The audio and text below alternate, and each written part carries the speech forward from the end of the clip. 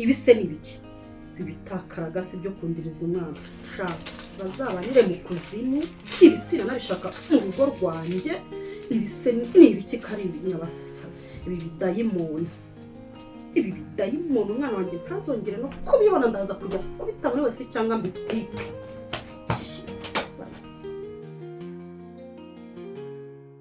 amugore wabyihoreye wa muvandimwe we ibiki sema uzi urwo nahuye narwo ndakuganya wavuze ko gato wabinyirukankiragamwo yabigizemo amanyanga ayo mamiliyoni akambwira ngo umugore we yarayibye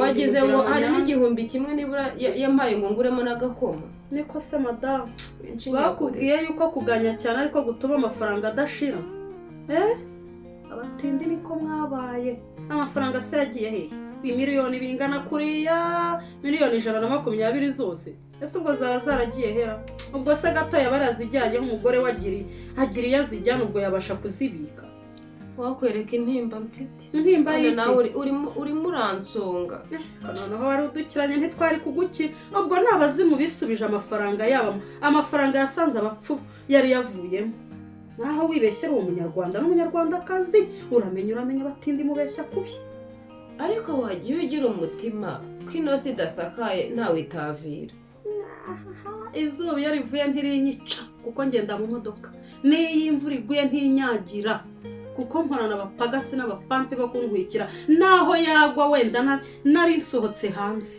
abakozi baza biruka bakazana imitaka bagatwikira isi ntisakaye ahubwo isi yakwisakamburiyeho ubona ngo n'amamiliyoni wari ubonye abazimu bayisubize ni abakobwa bayabyanye barisubije ibyabo ubundi ntuhari wari kuzagukirara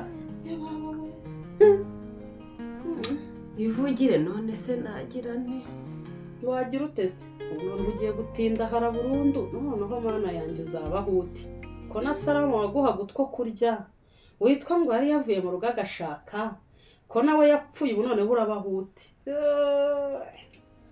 ariko muvandi ntabwo ujya ugira imvugo nziza kandi yaguhaye ntaho yagiye naho ibikura ntibyashize wagiye ugira imvugo nziza ko ukareka kunshinyagurira ubona narabuze abana banjye babiri bose ko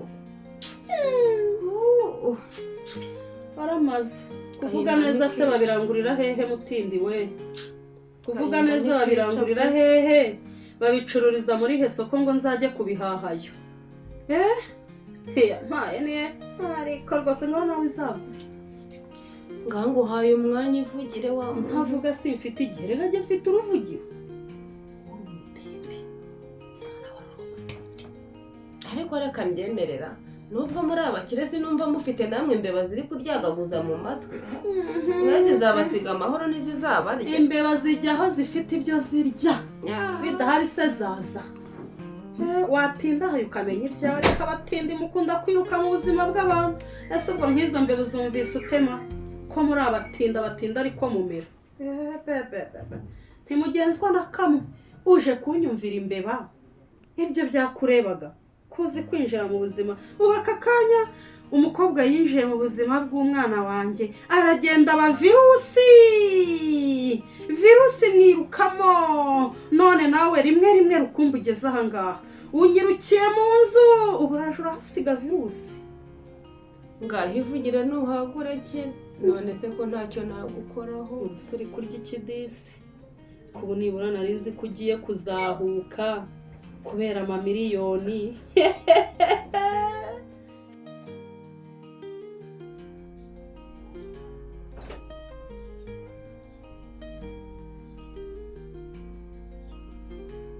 kani ese namaje ntiwamenya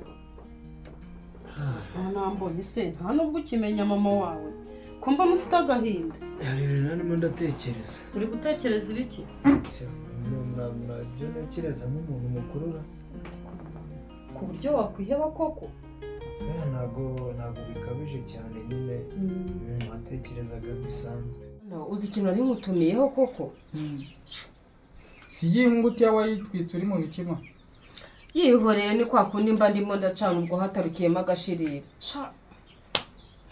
nagiye kwa mama Kenya hari ubutumwa nari mushyira, hari agapapuro nari nabonye mu myenda ya Gabi, ubwo rero nkashyira Keni, ariko mama we yarantutse we, mwana we yarantutse arantukuza, bya bindi bibi byose uzi bibaho. Uzi ko yashakaga no kunkubita kibondo cya agukubita, reka nkubwire, agukubita se mupfuye ikiba, ariko ngo ndanuka, ngo ndi umukene, ngo ndi kumushyira inda n'imbaraga ngo mu ntebe, ngo sinzamugarukire mu rugo. Yamfashe nk'ikizibaho, nk'ikizibatwa, mbese nyine yarantutse arantukuza, mbura aho nkwirwa, mbura icyo mvuga, mwana we birambabaza, kandi njye nari njyanywe n'amahoro kutagira amafaranga ari umwana wanjye. Ngewe nkubwire ni ibintu bibi mwana we, aho kugira ngo ubure amafaranga ujye usuzugurwa n'unyuze hirya no hino wese, byaruta ugapfa. ko mama urebye nyine ukuntu natekerezagaho, nubwo nakwemereye ngo nzabana na Kevin, kabisa ngiye ndumva ntazabana nawe pe. kubera iki se kandi habaye iki kunyisubirana? Ntabwo ari ukukwisubirana reka, urasiraga mama, ngiye nararebye mbona amaraso yanjye nawe ntabwo biri guhura habe na gato. Iki se ubona kitagenda hagati yawe nawe? Ariko kandi wibuke ko wansezeranyije, mwana wanjye ugiye kurenga ku isezerano wampaye, ntubyibuka ko wansezeranyije?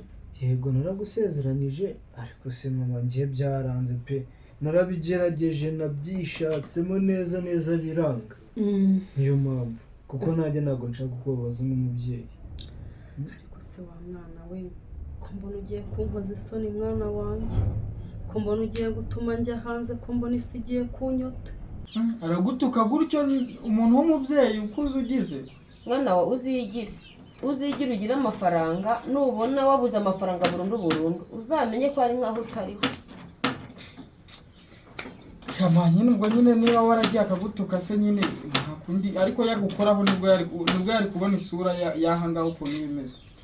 Mana ari amafaranga nabuze, yarampemukiye, yararimo kunshinza ngo turayafite, ngo dore ngo ntangiye gusa neza, ngo noneho ngo ngiye kwihungura ivu, ngo umutindi yihunguye ivu, ngo twabonye ngo amamiliyoni, anshinyagurira anjomba igikwasi mu gisebeje. Ariko uriya mugore wundi si satani Imana yiterekeye ku isi we.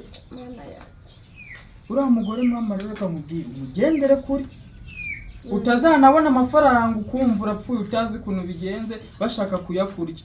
yewe umva mfite n'isereri wa muntu we. Nsema ubwo rero nyine uriya mugore yambereye mubi gutyo wa muntu. wese ucika intege si kandi Ashobora bigeze iki gihe muri aya masaa 3 ya mu gitondo agatotsi gakunda kunyiba. jya kuryama rero ma ujye kurya. Oya nyine barumva ari agasereri n'agatotsi, siyo mpamvu usubora ntagikunze kurya, mba numva nishakira nk'agashera gusa. Nyamara menye ugiye guhonoka tukaba turi kubigira ibintu by'imikino. Abantu bageze mu zabukuru nyine bakunda guhura n'utuntu nk'utu, ariko nyine mama Keni yarambabaje. Nakubeshya se abantu bageze mu zabukuru, uriya Stefani yaba hariya hirya ko ubona ashaje hari icyo abaye, ibyo bintu ajya abyigira. Menya aba ari umunaniro, ndamumva nyine ibitotsi. Nyamara mati ushoboye kujya kwa muganga. Wapi nuko ari ibitotsi gusa. Mbese niba ari ibitotsi nyine wagiye kuryama, ubu bitotsi uri guciragura gutya. Wapi ni ikirungurira, ndumva narwaye ikirungurira, ariko bizashira gusa se koko burazirangegera. Ntabwo namenye Kugira byawe. tukajya hahandi, Ni ukujya kwa muganga, ahubwo numva bikomeye umbwire tugende. ni ukugira tukajya haha.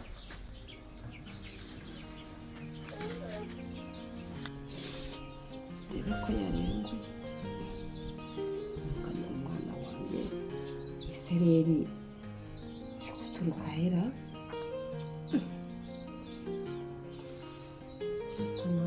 Isereri ko nayiherukaga kera cyane nkibyara, sitangiye kungaruka koko. Ariko ejo bundi ko nakaranze igitunguru nkaruka, ubu izo nkoko ibiryo ye. Mwana we cerubira nkahita nkubita ikirutsi hariya mwuka byaramo. Wasanga cya karori cyagiye cyaranteye inda we muntu ngano utya nabigira ni n'abandwa nzerekeza he noneho umushiko yanshishimura akanshita ibiti mu kibuno mana ariko ukuntu byari biryoshye niba ari uko ntabiheruka. reka nkubwire buriya hari ikintu nagukinze ntukabone naraguhatiraga kubana na Kevin, hari icyari kibyihishe inyuma. Mwana wanjye nanjye ndagukunda sinifuza ko wakora ibintu udashaka cyangwa ngo urongore udashaka, ariko kuba nkubwira ngo urongore Kevin hari impamvu iri kubintera.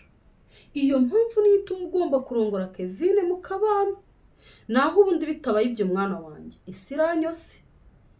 Bitekerezeho ibyo bintu kandi wibuke ko wansezeranyije, kandi ngusaba kunsezeranya nuko hari impamvu. Ako se mama urega buriya ku mpamvu nabyemeye no kubera amahane yawe nuzi ko ariko wanankubise n'urushyi. Ndabizi nyine naragukubise ariko kandi umbabarire, nayo mahano yambara no kugukubita umbabarire. Ubu noneho ngiye kukubwiza ukuri nk'umuhungu wanjye. Buriya rero ntukabone mbigenza kuriya, hari ikintu nabahishe, hari ikintu nabakinze, kiramutse kigiye ahagaragara ntimwakongera kumbona.